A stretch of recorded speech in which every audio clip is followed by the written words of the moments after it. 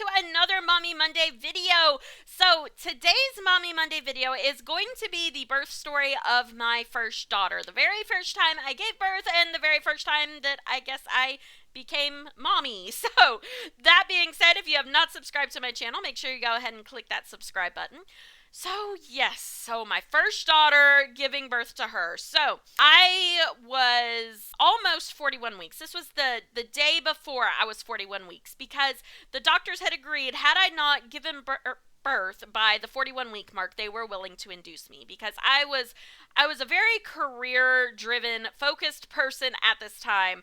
And for my career, I needed to hurry up and have this baby. And I know that is terrible to say, and I completely realize that now, but up until this point that I became a mom, having a career was my entire life. Having a job was my entire life. So I was still in the mindset at that time of that was my entire life, my job. So I had been asking to be induced, and they kept kind of denying me, because really it wasn't quite time yet. And finally they said, well, okay, if you haven't had the baby by 41 weeks, then we will induce you, no problem. So I was 40 weeks and 6 days, so exactly right there.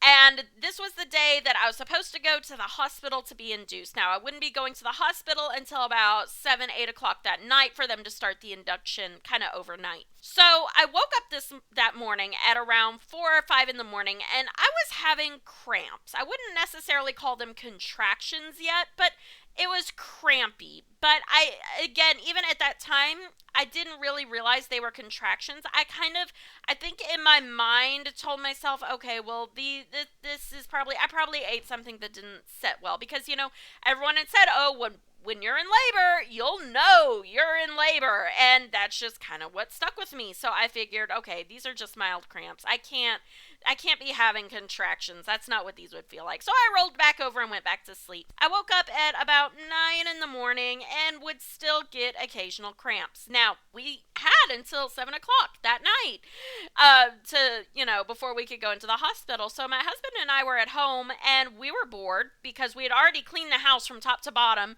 and had made sure the baby's stuff was all ready and all that. So we're bored, so we start playing Civ 4. And I know now that sounds a little dated, but at the time, Civ 4 was a pretty in-date game, okay? And I remember sitting there and we were playing it, and that's when I started to slowly realize that the cramps were starting to take on a predictable time pattern. It was about every 6 to 8 minutes I was having a cramp. I'm like, oh, maybe these are contractions. And I mentioned it to my husband, and he's like, oh, do we need to go to the hospital? I'm like, well, no. They're not strong yet, and they're still pretty far apart, and we're going to the hospital later tonight anyway.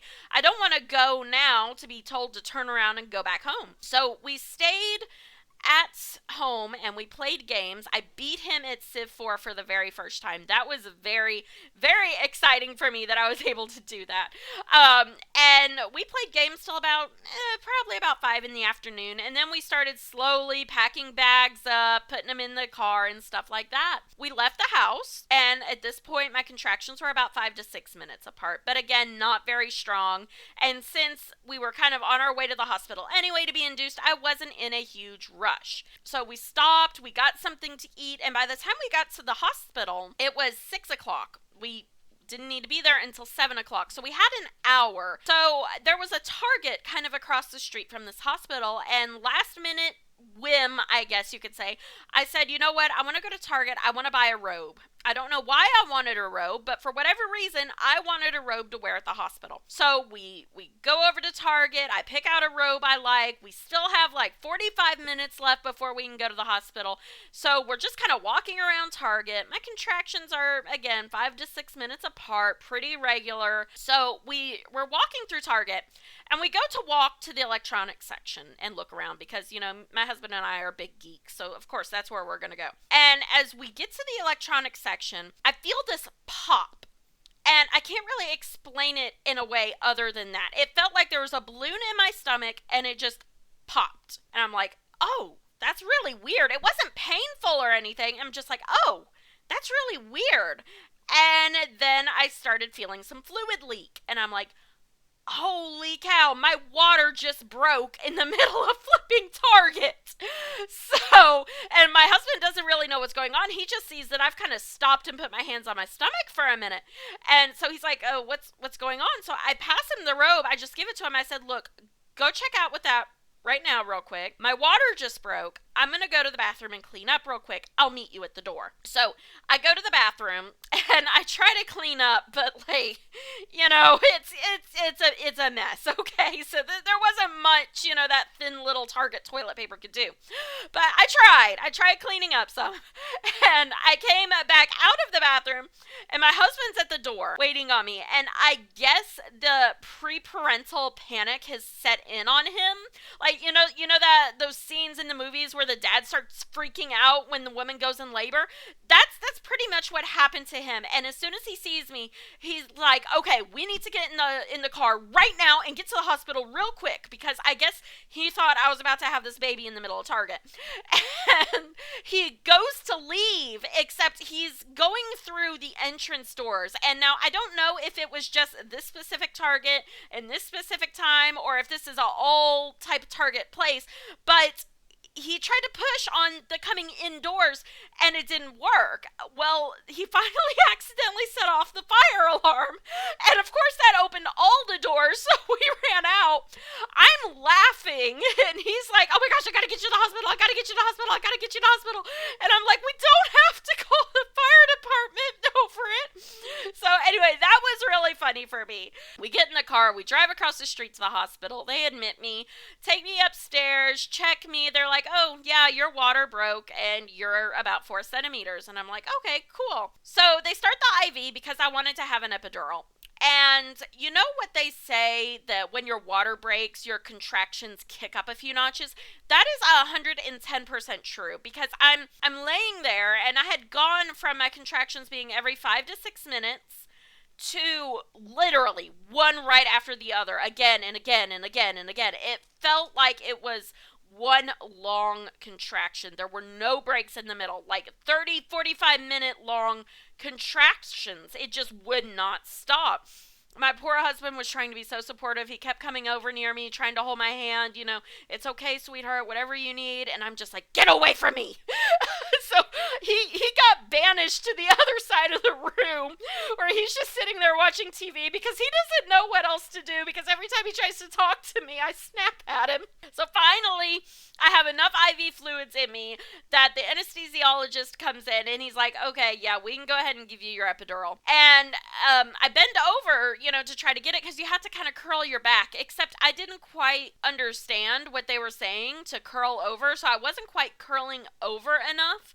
So it was a really hard process trying to get this epidural in my back, but we finally did it. I later found out that he actually gave me a spinal block instead of an epidural. I think in part because, one, I was being so complicated in trying to get this epidural that he didn't want to have to try to do it again, and two, at this point, it was around 11 o'clock at night.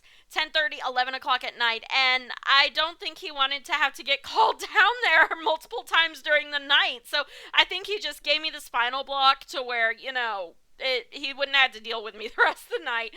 I was admitted to the hospital at about 7:15. I got my spinal block at about 11. And when I got my spinal block, I felt so bad for my poor husband. I called him over. I'm like, "Sweetie, I am so sorry. I'm so sorry I made you get away from me. I am so sorry."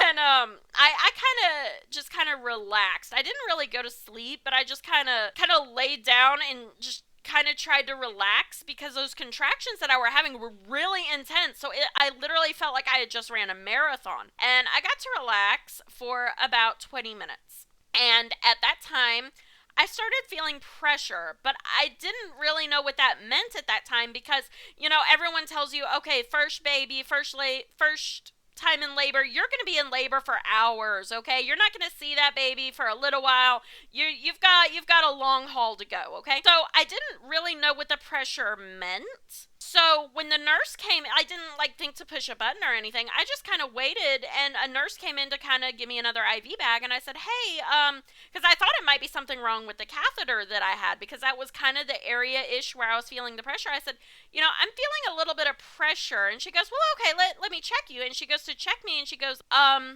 well, I can see the baby's head," and I'm like, "Wait, what?" I was starting to crown. The baby was starting to come out. I'm like, what do you mean you can see the baby's head? This is my first baby. I'm supposed to be in labor for hours here. And she's like, "No, no, we can see the baby's head. Baby's coming right now." So everyone kind of rushes into the room. Doctor hurries up. I start pushing. And, they monitor the baby while I'm pushing, and they notice that her heart rate was starting to drop as I was pushing. So they were very, very anxious to get the baby out, and that's a little bit of foreshadowing, because my oldest daughter ended up being born with a congenital heart defect. So that, her heart rate dropping, and it could have just been, sometimes babies' heart rates drop during birth. It's just one of those things that happens, but that was kind of the first sign that maybe something might not be right here. Something might be off a little bit. But I specifically remember the nurse said, "Well, maybe the doctor can come and do an episiotomy, and we can hurry up and get the baby out, because we need to get this baby out now." And that scared me so, so much. I mean, the idea of someone, just cutting me there, it really genuinely scared me. I kind of think it would probably scare anybody, if I'm being honest, but it scared me so much that all of a sudden I got a little bit more oomph when it came to my pushes, and out she came. She came out after 5 minutes. This picture is a picture of her. That was probably taken a few hours after she was born. And then, of course, what she looks like now. Now she is a relatively healthy 7-year-old girl, obviously. If you haven't seen my other Mommy Monday video, make sure you check that out so you can figure out why she's dressed like Professor Quirrell here. Very, very spunky. Very, very great personality. But now that all that is over, let's take a look at this house. Now, this is kind of a little family-style house that I built. It has a very, very nice outdoor area with a little patio and pool and everything. And can I just say, I am in love with this grill. I just recently discovered this grill, and it's a base game grill, but I am just in love with it. You come into the bottom floor, and you have kind of a little walk-in to the kitchen here. I use these kind of like wood panels to make like a little backsplash backdrop. Country Kitchen had just come out when I built this house, so I was very, very into the decorations that we got in Country Kitchen. Then over here in the living room, also Dream Home Decorator came out, so I was very obsessed with the sectional sofas. Over here for the little desk area, I kind of pictured maybe this was a teacher's home. So I kind of gave them like a little teacher's desk to kind of work at. Then as you go upstairs, you have a kid's room here. This could be either kids or maybe teenagers. They've got a little computer of their own under there.